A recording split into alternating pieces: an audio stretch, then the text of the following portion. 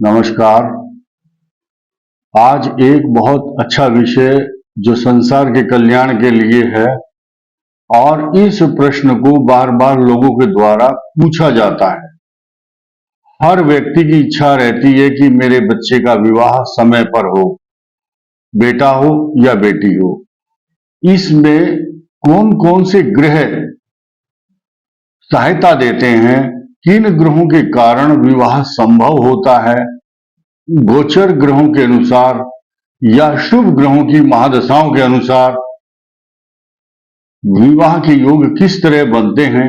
आइए थोड़ी सी चर्चा इस पर करेंगे ताकि लोग जो बार बार प्रश्न पूछ रहे हैं उन प्रश्नों का उत्तर सहज ही उनको प्राप्त हो सके।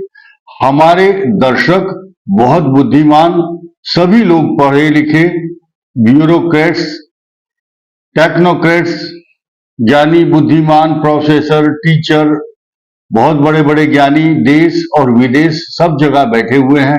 बहुत सरल भाषा में मैं समझाऊंगा, अन्य सभी लोगों की समझ में ये बात आ जाएगी, क्योंकि हमारे सब सब्सक्राइबर जितने भी हैं ज्योतिष का बहुत अच्छा ज्ञान रखते हैं।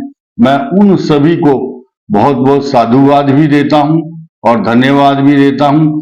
आप लोगों की वजह से ही मेरा जो ये भविष्य कथन का कार्यक्रम है या विश्लेषण का जो प्रोग्राम है, आप बहुत ध्यान से, धैर्य से सुनते हैं। तो आइए चर्चा करते हैं इस बात पर कि विवाह का योग कब, कैसे और किस ग्रह के कारण बनता है। जब भी किसी की कुंडली में लग्न या चंद्रमा पर परिभ्रमण करते हुए गोचर में बृहस्पति 13 महीने के लिए आता है, उस समय उस व्यक्ति के विवाह का योग बनता है। इसके अलावा अगर बृहस्पति की उस स्थान पर दृष्टि हो जो उसकी कुंडली में चंद्र या लग्न से सप्तम भाव में है, तो तब भी विवाह का योग बनता है। शुक्र जिस कुंडली में, जिस राशि में है, गोचर करते समय जब बृहस्पति उसी स्थान पर आ जाए तो भी विवाह का योग बनता है। यह पुरुषों के लिए एप्लीकेबल है और महिलाओं के लिए बृहस्पति और पुरुषों के लिए शुक्र की राशि पर बृहस्पति का भ्रमण करना या बृहस्पति की पूर्ण दृष्टि होना जीवन में दाम्पत्य जीवन के सूत्र से जुड़े हुए मांगलिक कार्यों का परिचायक होता है। तो आइए समझते हैं। जैसे कि उदाहरण के तौर पर किसी का मेष लग्न है या मेष राशि है, तो उसकी एट ए टाइम 3 स्थान पर दृष्टि होगी। लग्न पर दृष्टि तो है ही, लग्न पर गोचर कर रहा है या राशि पर, उसका विवाह तो होगा ही होगा। इसके अलावा उसके दोनों तरफ एकादश भाव तथा तृतीय भाव या सप्तम भाव, पंचम और नवम भाव, क्योंकि बृहस्पति इस प्रकार से दृष्टि डालते हैं। और अगर लाभ भाव में आपके गोचर में गुरु हैं, तीसरे भाव में हैं, सप्तम या पंचम नवम में हैं, क्योंकि बृहस्पति की 1 पाद दृष्टि, 4 पाद दृष्टि, इस प्रकार से दृष्टि होती है। कैसे? पंचम और नवम दृष्टि पूर्ण दृष्टि होगी, 1 पाद दृष्टि तीसरी और दशम, चतुर्थ और अष्टम 2 पाद दृष्टि। कुछ लोग भ्रम में जी रहे हैं, इन दृष्टियों का ज्ञान नहीं है, तो इनको भी इंक्लूड करके सामान्य परिभाषा में, सामान्य सूत्र को अपनाते हुए ग्रहों के अनुसार तब फल कथन कहना चाहिए तथा विवाह के योग पर चर्चा करनी चाहिए। इसके अतिरिक्त जिन जिन लोगों की कुंडली में सप्तम भाव के स्वामी या चंद्र से सप्तम भाव के स्वामी की दशा, महादशा, अंतर प्रत्यंतर, भुक्ति आदि का समय चल रहा हो, उस काल निर्णय के अनुसार आपको विवाह का सूत्र अपनाना चाहिए। कन्या के विवाह के समय खास तौर से सप्तम भाव, चंद्र से सप्तम भाव पीड़ित हो या पापग्रस्त हो या पाप ग्रहों से आक्रांत या दृष्ट एवं युति से संपूर्ण हो तो विवाह संबंधी बाधाएं आती हैं। चाहे बृहस्पति की भी दृष्टि हो।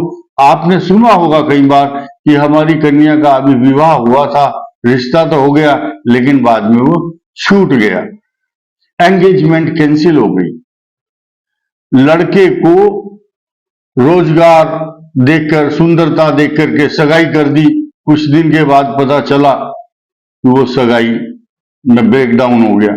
कुछ कारण ग्रहों के कारण बनते हैं और कुछ माध्यम बनता है, दहेज संबंधी या वैचारिक असमानता, जाति संबंधी समस्याएं, तो ये सब ग्रहों के कारण होता है। ज्यादातर व्यवधान राहु और केतु के कारण विजातीय विवाह संबंधी या सजातीय हो, लेकिन राहु केतु के कारण ये विवाह आदि सूत्र जो परिणय सूत्र हैं वो बंध नहीं पाते।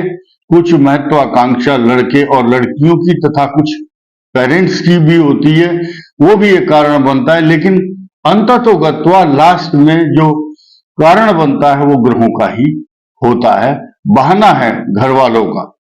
लेकिन आज के परिवेश में मेष राशि पर जो बृहस्पति का परिभ्रमण है, साथ में राहु की युति है, तो स्वतंत्र रूप से जब कार्य करेंगे बृहस्पति, और 31 अक्टूबर को राहु केतु का कई 100 साल बाद ये राहु और बृहस्पति का राहु चांडाल योग समाप्त हो जाएगा और तुला राशि के लिए मेष राशि, मिथुन राशि, कुंभ राशि, इन सब के लिए बहुत शुभ अवसर आएगा।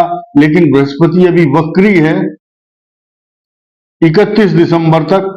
उसके बाद कुछ लोगों के विवाह अब होंगे नवंबर दिसंबर में, और अधिकांश लोगों के विवाह संबंध सगाई 31 दिसंबर के बाद अथवा 1 जनवरी 2024 को, जब बृहस्पति मार्गी स्थिति में होंगे और स्वतंत्र होंगे, और उसका जो सप्तम भाव होगा वो पापाक्रांत नहीं होगा, एकादश भाव में सूर्य होंगे। तो इस प्रकार उस व्यक्ति का यश, प्रतिष्ठा तथा मांगलिक कार्यों में संलिप्त होना स्वाभाविक बनता ही है, ऐसा ग्रहों का विश्लेषण बता रहा है। और भी बहुत शुभ चीजें ऐसी हैं कुंडली में, जो लग्न, तीसरा, पंचम, सप्तम, नवम, एकादश, जब शुभ ग्रहों का उन पर प्रभाव हो और पाप ग्रहों का तीसरे, छठे